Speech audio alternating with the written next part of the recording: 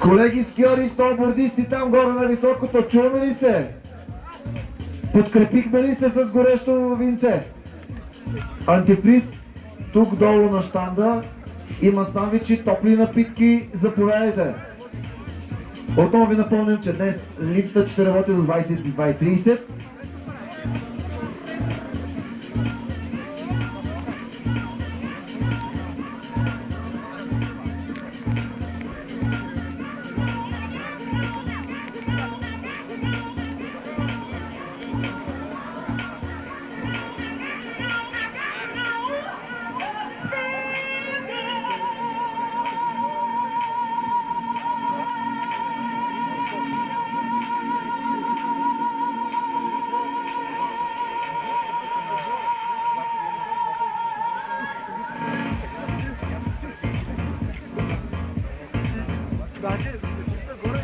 И така, уважаеми гости, започваме с официалното откриване на сезона.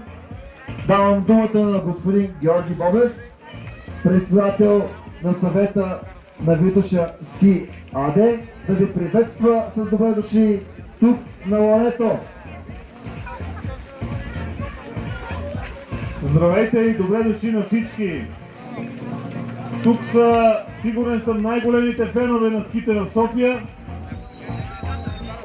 Хората, които най-много обичат Витоша и които най-много обичат белите спортове. Едва ли някой си представя в тази снежна сутрин, която ни изненада долу в града, че толкова много хора ще дойдат в 7 часа тук на писта Витошко але. И от името на Витоша Ски бих искал да благодаря на всички, да ви пожелая много сняг, много усмивки, много завои тази зима, много нови приятели по ски пистите.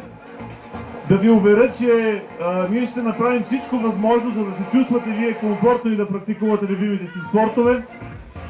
Витоша Ски стартира тази година и една инициатива "Аз обичам Витоша", в която, убеден съм, ще се включите и всички вие, за да може заедно да направим нашата любима планина по-достъпна, по-модерна, по-комфортна, разбира се, с грижа за природата, и да може, ако днес сме тук около 1000 души, да може следващата година, по-следващата тук да сме много повече. Благодаря ви, пожелавам ви още веднъж най-вече много здраве, хубави коледни и новогодишни празници, много сняг и много ски. Да ви чуя аплодисментите. Тук ли сте?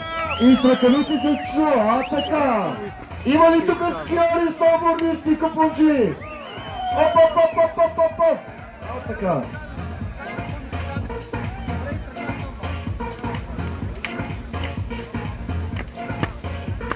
Готови сме